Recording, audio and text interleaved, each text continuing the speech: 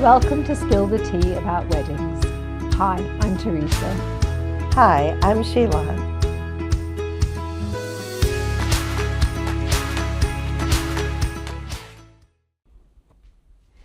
Hello, welcome to Spill the Tea about weddings with Sheila and Teresa. Hi, I'm Teresa, owner of the English Country Barn, a beautiful wedding venue in Magnolia, North Carolina. Hi, I'm Paul Campbell, the owner of Mr. Bartender here in the Wilmington area. Thank you for joining us today. Hi, I'm Riley and I own Riley Jordan Events. It's a full-service event planning, coordinating, and consulting business. Specialize in full-service event coordination and planning for corporate events as well as wedding coordination. Welcome, guys. It's great to see you. And you may have noticed that whilst I said Sheila and Teresa, Sheila's not with us today. She caught the crud that seems to be going around, and you may hear that my voice is still not quite right, having lost it to Ian's Delight almost 3 weeks ago now. So it's been a little silent at the venue. So I'm relying on Paul and Riley to lead the charge today. So we've got lots to talk about and spill the tea about bartending and planning and some of the stories that they might have to tell, not just at our venue, but at other venue spaces and events that they've done. So welcome, Paul and Riley. It's great to see you. Thanks for having us. Thank you for having us here. Yes, it's an amazing opportunity. Thank you. You're very welcome. So Paul, why don't we tell people where you and I first met? That's a good story. It's a fun story, isn't it? Yeah, Paul was accosted at Sam's Club because I was hosting an event needing wine, and I'm a gin and tonic girl, so I have no clue about wine. So this poor man was innocently buying his alcohol at Sam's, and I tapped him on the shoulder, and he very sweetly talked to me about the different wines that I should choose and walked around the whole store with me with the wine. So we became good friends without even knowing what a great bar service that you offer. Yeah, I felt the same way. I mean, the inclination, I guess I have the approachable face, but I happened to be in the same shopping aisle, and she approached me and we ended up talking about wine. How perfect. That's so fun. I love when stuff works out that way. Yeah. What a I'm natural not, connection. By far not a wine connoisseur. You can go on so many levels on with wine, but being familiar with the categories and the varieties of people that enjoy wine in the casual environment.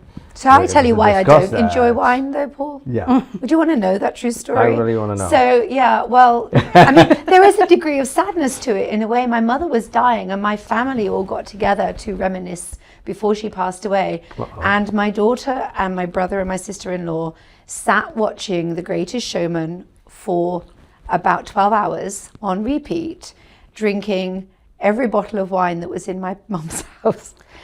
And the following day, I was so hungover, and I have never touched wine since. Oh my God. That was 8 years ago, and I can't even look at wine. Oh my goodness. So I am strictly a gin and tonic girl. I like it. So Riley, do you drink? I do drink. And what do you I like? drink. I'm a Tito's lemonade girl. Something So it's Simple. vodka. so good. Are you a wine person? Not really. If that's what the group is getting, then I'll have some wine, but I would prefer not. If there's wine only, I'm having water. You are? Yeah. I'm not recovered. Wow, So good Paul, for what's the your face. favorite drink? Believe it or not, a professional bartender, you would think it would be complex and complicated and all the fancy stuff, which I would enjoy, but we keep it classic. I like how master distillers create, something that you're supposed to enjoy out of the barrel into a bottle and not do too much to it. So it goes back to a little bit of my heritage. I grew up in a country where rum is a very, very part of strong economical export. And it's aged, 15 years. There's a distinct difference from a 10 to a 15 to a 20-year-old. These bottles can cost $500, but I can't afford those, so I go for the 12 and 15. And you're hanging out with your buddies, kind of. So I do rum on the rocks. Darker kind of gravitates towards me, but I like dark rum on ginger beer, also known as a dark and stormy. Simple two ingredients. I can have that any time of year, in the hot sun or in the winter. I love it. Yeah. Simple. Sounds good. Yeah. I've never tried rum myself. Weirdly, I used to be a bartender in the UK. My parents owned a pub. And so I grew up through that line, but I have I'm not very adventurous. I've been a gin and tonic girl my whole life, and that's what it's going to be because I really enjoy it. So yeah. Interesting. Yeah, I love that you say that gin and tonic because gin has a reputation for not being the favorite. Mother's ruin, they call it, don't they? And in the U.S., we call it bathtub gin because of prohibition, and had a reputation for really? just trying to find a way to make alcohol as quick as you can and put whatever's in it, and juniper berries and all the stuff that was available. And pine kind of, forced its way into that flavor profile. But it's came a long way. The local gins now, and even North Carolina does amazing, amazing gins in small batch, and it's got citrus forwardness, is balanced perfectly, and tonic is the perfect pairing. I think so. I mean, I quite like some of the fancy gins that are around these days, the flavored gins, but I'm really just a genuine, regular gin person. Love it. Yeah, Hendrix is my favorite. So Hendrix is yeah, a it's just Well the known. way it is. I'm very simple. When you But- find what works, you stick with it. Yeah, I do try different ones sometimes. I think, oh, that was quite tasty. There's a pepper gin in the UK, a pink peppercorn gin. Delicious, absolutely delicious. We can't get it over here, so that's sad. Really? Yeah, it's not available. But so I travel back home, get it there. Just Just for your drink. Just for my gin. Yeah, an Atlantic absolutely. flight to get my drink. Yeah, I know exactly. It's a little bit expensive sometimes, but worth it. But yeah. So anyway, we're called Spill the Tea for a reason. So we're looking for some tea to spill. So makes I sense. don't know who wants to start, but let's share some stories about things that might help our couples navigate the intricacies of their wedding planning. So I don't know, maybe stories about what not to do. Or ideas of things that are great ideas that get the party going and get them enjoying and looking back on their wedding. My whole belief on Sunday morning is for them to look at me and say, best day ever. So Wow, that's great. putting, that's all I live for. I mean, people might think I live for the money, and I don't. I literally live for Sunday morning, hug, best day ever. And I love that. so finding ways that we can help our couples navigate the whole intricacies of wedding planning, because I think that they all start with great excitement, don't they? On day of engagement, and this is going Very to be googly great. eyed. And then they suddenly realize that there are so many things to think about, which is why, whilst I genuinely have a love-hate relationship with planners, and there are lots of reasons for that, which Very we fair. can get into. Very fair. There are some amazing planners and coordinators out there, and then there are some that are not quite in my top list of favorite people in the world. And I genuinely feel that to have an amazing party, whilst we don't all have to get drunk, if it's a dry wedding, it's a much quieter, more somber affair. And so I think that couples don't always think about those reasonings. They look at their budget and think, okay, so we can't afford a planner or we can't afford a bartender. And then that can lead to regrets later on. So that's why we invite people like you to talk about the reasons why part of your vendor relationship with the couple will make their event so much more fun, so much more memorable. I mean, even if it's just a couple of what do they call them, signature cocktails and some beer and wine, can make a great party if you've got the right experience there. Absolutely. So let's spill some tea. Good. I could probably lead the way on this because it kind of piggyback off of your thought of how you generally approach your couples. You want to go in with the mindset at the end product when they enjoy your venue and they give you the hug at the end and said, this was amazing. I feel like I had that vision from the beginning, creating Mr. Bartender. We already knew what our concept would be, and it starts with my team. And I always say my team because I don't consider my bartending, I don't try to use the word staff. They are part of a camaraderie that's very strong and powerful. And we have meetings and team discussions after every wedding or event we do, how we can do it better. And one of the approaches is, as a growing entrepreneur, the reviews happens to be 5 stars for a reason. But we don't do it because of the 5-star reviews to get those. That's a big bonus. It's about, like you said, the genuine relationships that you build with our couples. I feel like the bigger you grow, sometimes the forgotten fundamentals that we talked about earlier in any business is the basic things you should focus on, like what makes them happy. Learn about that person, learn about their family, their background, find out why they want to have this celebration. Sometimes people are religious and they want the formalities. But more trendy weddings now are happening where they want it to be a fun party. And a part of those memories are the entertainment package. I feel like bartending services has come a long way. Catering companies out there are doing it also. But we focus completely on the client's vision, and that's why we don't have a menu, a cookie cutter menu online, because every event or wedding has their own personal touches and vision, right? I think something that couples possibly could benefit from learning during their planning process is that it doesn't have to be stressful. It can actually be a fun part of the journey. I mean, one of my favorite things that you do, Paul, is when you bring our couples back to the venue and do a tasting there. I love that. And I love it because they remember those. I mean, wedding day, you know, Riley, I mean, wedding day goes by in such a flash that those experiences leading up to the event are so important. special.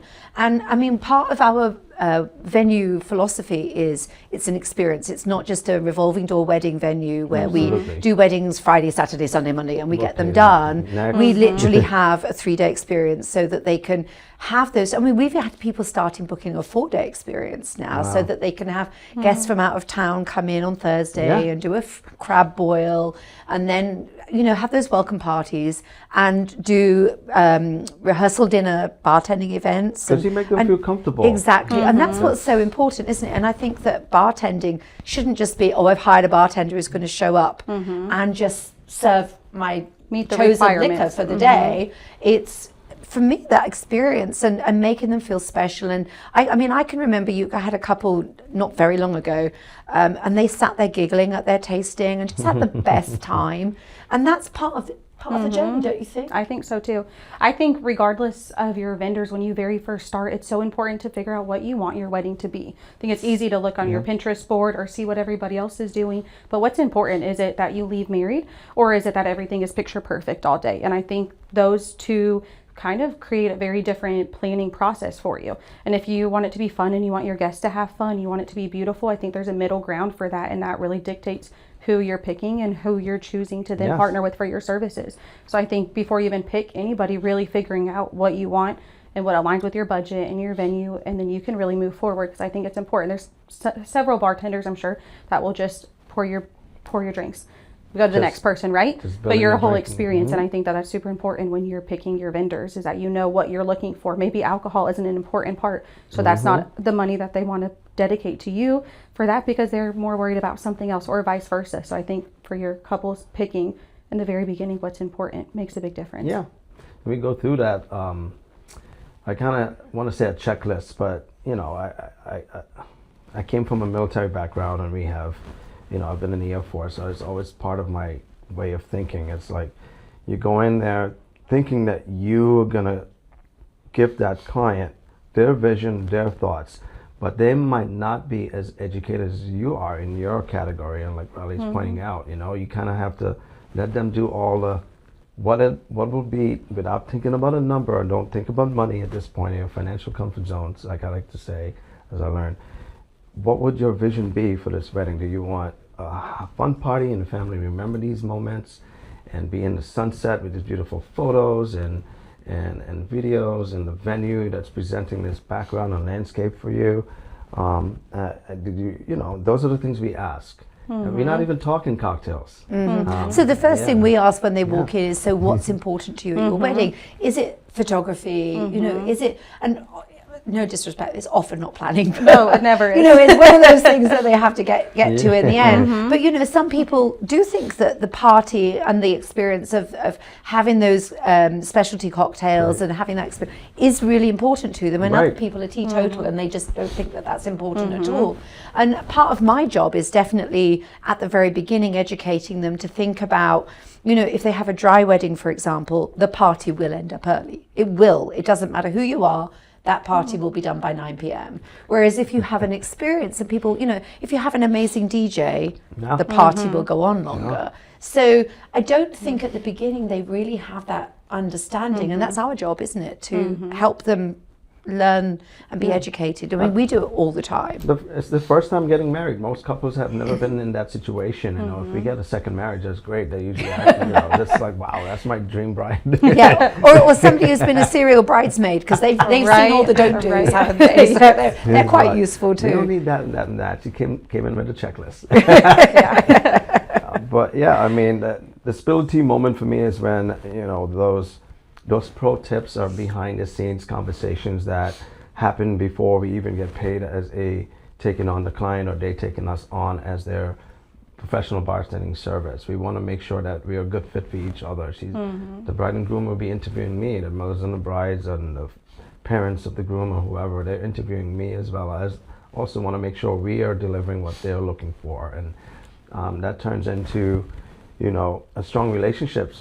We've designed the product to also be, or the service also, not just to be for weddings. We've done private parties for those clients as well. And repeat business is a big part of our regimen. We meet them in advance, sometimes a year in advance before we get booked, and they might have, you know, a celebration coming up. And I've done anniversaries after they get married too. So it's not just about that weekend. And I keep that in mind. It's about building a relationship. It's not like you said, cookie cutter, take a ticket, next, let's go. No, exactly. Really feel And I think sometimes clients need that education to understand it doesn't have to be cookie cutter.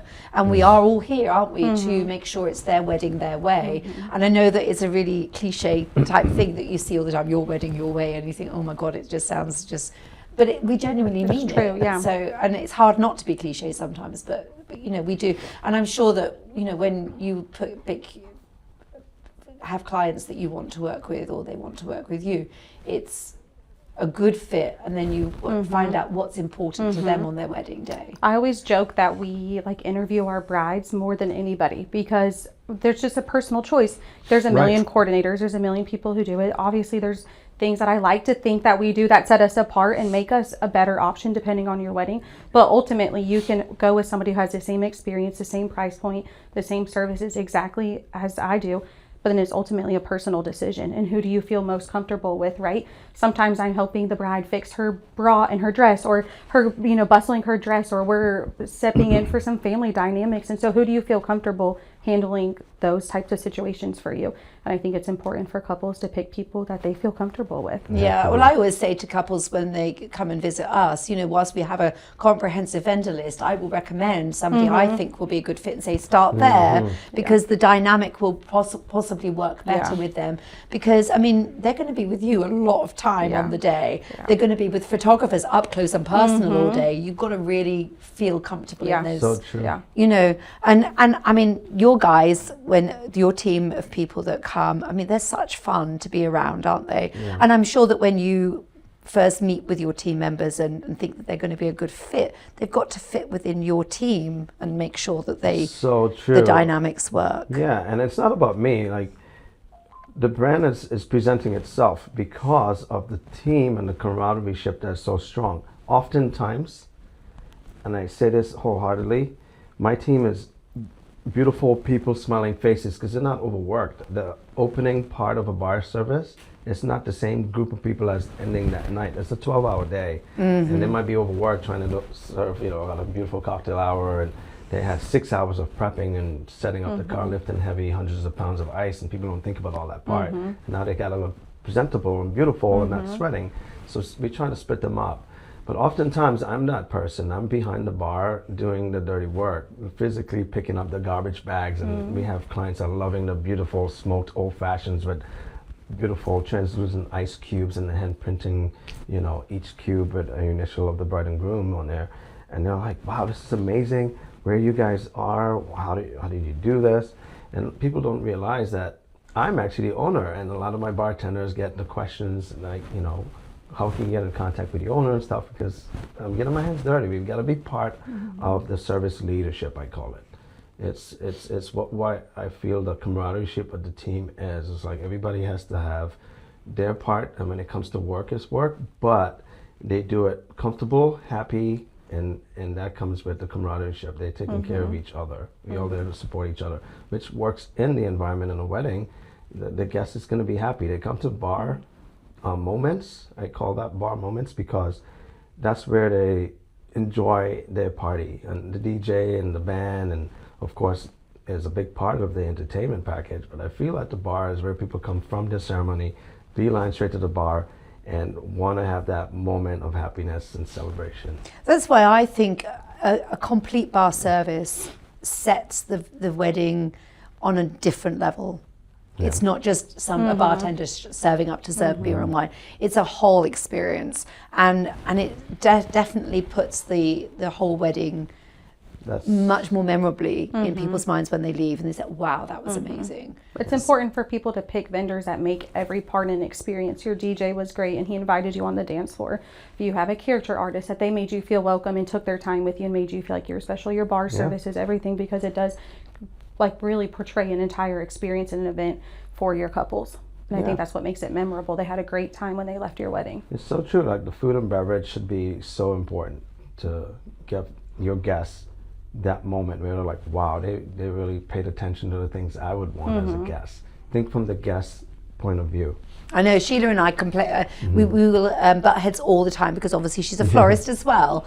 And I tell all of our couples, nobody will leave your venue saying, oh my God, those flowers are beautiful. Nobody will. And she gets mad with me all the time about it, but it's the truth, that they will leave there saying, it was an amazing DJ, it was an amazing bar service, it was amazing food. Those are the things that people are going, I mean, if the food is atrocious, they're going to remember that too, aren't they? So, you know, I personally, as a venue, would say to couples, if you don't know where to put your budget, those are the areas to put it. But and obviously, you know, they want to walk away with amazing photographs, and they, you know, but it's, I think everybody these days hires a photographer, don't they? Yes. So we all know that they're going to get hopefully amazing. I mean, we do have the odd photographer that you still waiting to see photos sometime later, but usually you're going to get. I will tell you the truth. My daughter, who got married about 10 years ago, never did get her photos. Wow. Never. So it happens occasionally, but most people are going to invest budget into photography, probably videography, but they're not always investing money properly into a bar service. They might just get a bartender from ABC, or, you know, and that experience is totally different, and they don't always get a professional planner, and it does change the dynamic of the experience, doesn't it, really? So if mom is then, I mean, so when my younger daughter got married, I don't remember how many years ago, 2020, so 6 years ago. Jessica, I remember. I know weddings, right? I didn't need a planner.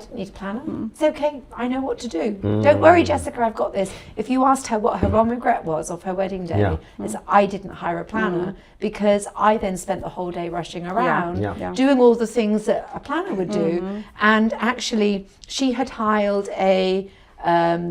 she'd purchased an aisle runner. That was still leaning up against the tree, she didn't not get to set enjoy out. those moments. She didn't, and I didn't get to enjoy those moments with her when the photographer wanted to do the mother of the bride doing up the dress thing, because I was busy getting everybody organised and sorting things out and drying chairs because we'd had a rainstorm. And I don't think that people necessarily understand where their budget is best spent. And so do you do budget meetings with your couples? No, not necessarily. Okay. So Interesting. I think you should. I know. Because we keep getting people walking in who have no clue. Well, for weddings, we're only doing coordination. So we're typically one of the last vendors sometimes, unless a venue requires it, we're booked early on.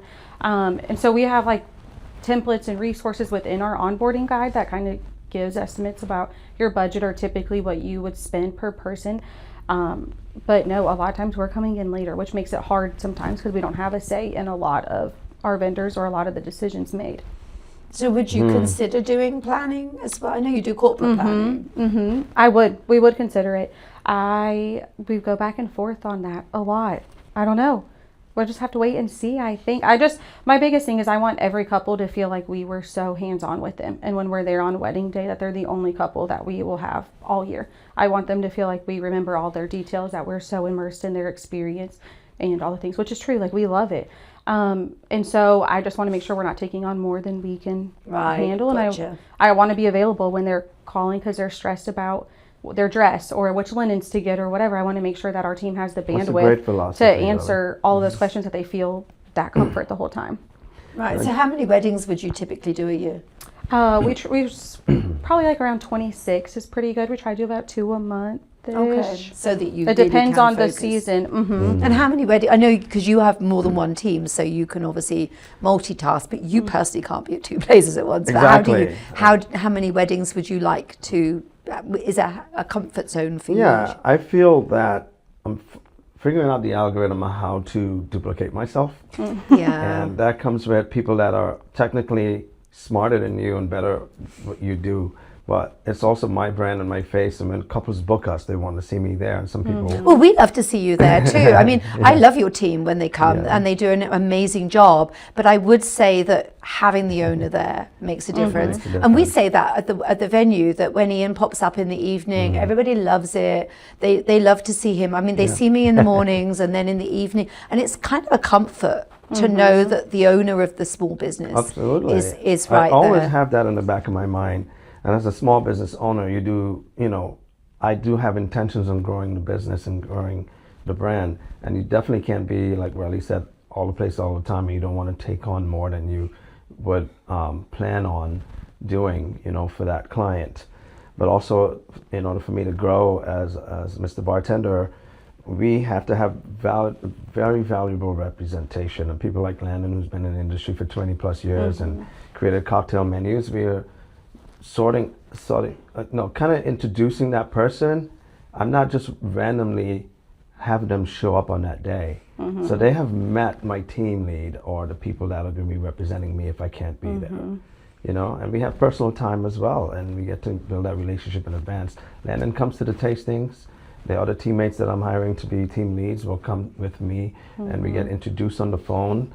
Like I said, we do a lot of correspondence with the clients. So we've grown from 25 weddings to over 100 different events, and a big portion of that are weddings. And in order to get scalable, we have to find the people that can be in multiple places at once. But like Riley's point is I always had this philosophy, quality over quantity is so important to me. I always keep that in mind. And we don't want to over staff and overbook and try to make our team run ragged. It depends on the venue sometimes, and it depends on what the client's expectations are. It's quite interesting, isn't it? Because we expect our couples to trust us when they meet us for the first time. And actually, as a growing business, you have to trust your team as well. Correct. So this whole trust thing is it sort of starts from the beginning. Big so word. and it's huge, particularly. I mean, I know you have staff as well. I'm not very good at trusting other people to do an amazing job, I have to say. So I do understand when couples come and meet us for the first time that they can be a little bit standoffish and I don't know if I actually want to give you my money. And so for them to understand that the people that we've put our trust in as well is huge, because we all genuinely do want them to have that best day ever feeling. And if I'm, as I say, and I find it hard to trust people. So if I genuinely say I trust Riley to do an amazing job, or I trust Paul's team to do an amazing job, that speaks volumes. And I think that side of the whole contract between us and couples is something that they undervalue a little bit. That those curated vendor lists. I mean, so if you met somebody in Sam's Club and said, "Hey, I know you do bartending, but do you know a good venue?" I would be really honoured if you said, "Well, I trust the English Country Barn to be able to, be a good starting point for you to look at." And Exactly. it's difficult, isn't it? Because I mean, we do expect our couples to trust us, which is why we do podcasts, to help them get to know the real us, and realize we do have a sense of humor. And It's so true. The authenticity built in behind the brand and the person behind it, and the representation that you want to have as a business and a small business owner in this demographic. We do a lot of educating, podcasting, and trying to do social media, and they get to see behind the scenes stuff. And a lot of viewership is funny things that I would post, or maybe a family achievement, and my daughter got accepted to SCAD. She had like thousands of views. I'm like, I just posted my old smoked old fashions and I got 12 people. Yeah, exactly. We find that too. The authenticity is a big deal for our audience or guests. Yeah, they want to connect. Wants to be part. Because a lot of times they don't meet with us until wedding day. I mean, they'll meet with us beforehand, but they don't really get to test our services, really until then. So we're No, it's asking a them trust to thing, trust isn't it? for Yeah. sure. Trust that the venue's going to have everything that they need, that they're not going to short us 50 chairs, even though they said they had more. Like, stuff like that happens all the time. They're going to trust that my team is showing up and can do what we say. There's not a trial run for a wedding. And I think that that's really important when you're picking your vendors, that they're people that you align with, but people that you Exactly. can trust. Yeah. So, which is something that's quite important to us when we have our vendor list, that we say, I guarantee these people won't let you down. How can you not be, confident about who you're going to recommend? Yeah. Oh, it's hard. I mean, and there have been people that have been Yes, swiped off. it takes You one know, time. Yeah, it's one and done. And as far as I'm concerned, it genuinely is one and done. Anybody who doesn't do the job that a couple need them to do, I'm never going to recommend again. Yeah. So On board with that. I hold the power.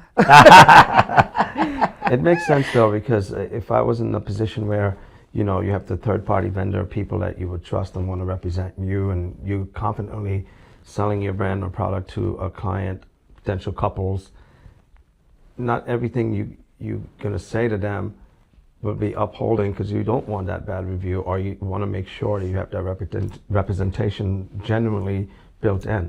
So I have third party vendors involved in my business now. So we do a lot of rental equipment, the bars and the glassware. I'm not going to warehouse all of this stuff, right? And party planners have different visions for different color palettes and mood boards, and we try to customize as much as we can.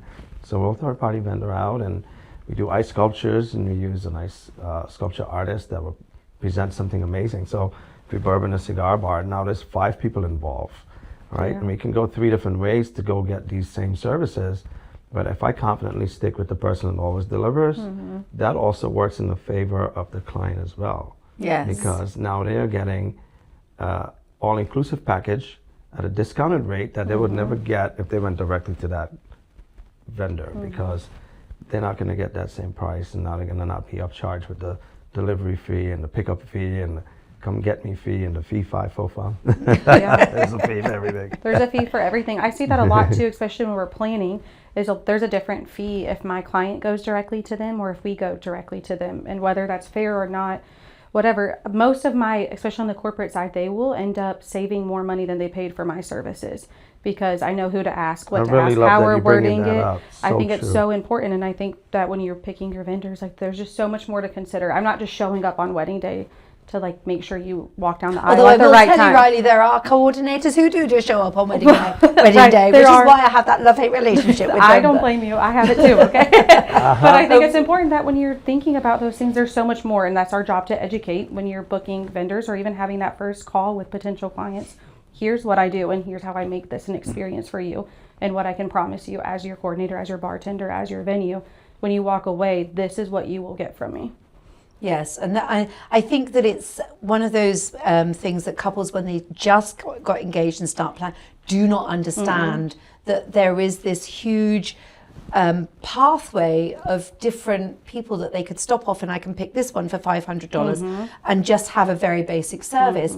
But what are you getting for that? And it's never Absolutely. apples to apples, is it really? I mean, when we talk about you at the venue, I mean, I don't know another bartending service that I could compare you to and say, well, go and see Paul and go and see Jim, because they are, there isn't somebody else, but there are, I don't know, 5,000 other bartending services that can There's do. actually over 20 something in the Southeast, and it's growing now. I think like 27 if you go to Wedding Wire and Wedding Pro or not. And you put in the demographic location, you'll find a ton of people that's really available in the area. But like you said, and I appreciate that genuine comment, it's about elevated cocktail experiences, about being first to market and building relationship with the clients, and not just billing them this is how much it costs, look at the website, call me back in 30 days, let me know when you're ready. You know, we really want to generally execute a long-lasting relationship with those clients. And I feel like the wedding industry is kind of trending a little bit, where wedding clients are not just wedding clients anymore. They're potentially repeat business. Like I said, they'll recommend you to their friends and family. And I always keep that in mind. It's about the next level of service. And that's what I always say to my kids when they give me a presentation. Is I try not to be that person, be constructively criticizing how it could be better. But from my way of thinking is you always could present another level. You know, my kids call me extra. That's why you said extra. Yeah. Well, I have to say, I mean, even at the venue, Ian and I live and breathe it, because quite often I'll wake him up in the morning and I'll say, "Are you awake?" "What now?" I say, "Have you been?" "I've been thinking, like 2 o'clock in the morning, I've been thinking of something that we can do." And I'll wave my arms about a bit. And bless his heart, he does actually conform and have new projects. So we have 2 new projects which will be revealed next week at our style shoot. And I'm very excited. That's awesome. And I cracked the whip because he actually is away on business next week and said they have to be done by Friday. So bless his heart, he knows. And actually he told the person who's helping us, they've got to be done by Wednesday. That's So- perfect. Cushion, very smart man. Yes, he is. He knows. He loved it when I had no voice, I have to say, because I couldn't tell him all these plans. Those that I ideas. had, so- Just send him a text. Right? Yeah, exactly. Yes. Exclamation. Anyway, I think it's time to close up this podcast, and I'm sure that we will have lots more to talk about and lots more tea to spill in the next one. So, Riley, thank you so Thank much you. for coming. There's Paul, no tea left for me. thank to you. spill. We can make more tea and spill plenty more tea whenever we Delicious. want. So thanks for listening. Don't forget to like, follow, share and subscribe, and we'll see you at the next one.